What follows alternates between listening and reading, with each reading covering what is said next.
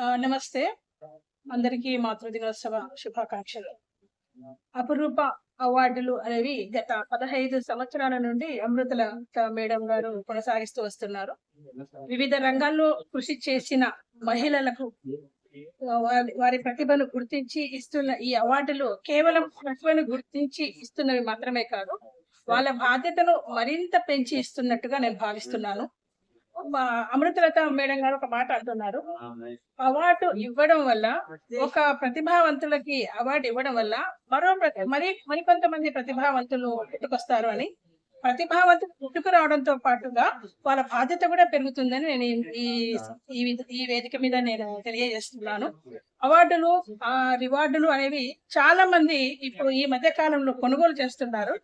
ఆ విధంగా కాకుండా నీతిగా నిజాయితీగా వస్తున్న అమృతలత అవార్డులు ఇదే విధంగా కలకాలం కొనసాగాలని నేను ఆశిస్తూ మేడం గారికి మరోసారి నమస్తే తెలియజేస్తున్నాను.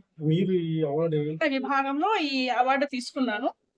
వ్యాసరచన అనేది చాలా కష్టసాధ్యమైన పని అని నేను చెప్తున్నాను. ఎందుకంటే నేను కథలు, కవితలు, నవలలు, పాటలు రాశాను.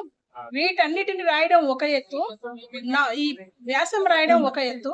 ఎందుకంటే వ్యాసంలో కల్పన అనేది ఉండదు, ఉన్నది ఉన్నట్టుగానే మనం రాయాల్సి ఉంటుంది, మన శైలిలో రాయాల్సి ఉంటుంది. కాబట్టి ఈ వ్యాస రచన అనేది ఒక కత్తి మీద సాములా సాగుతుంది.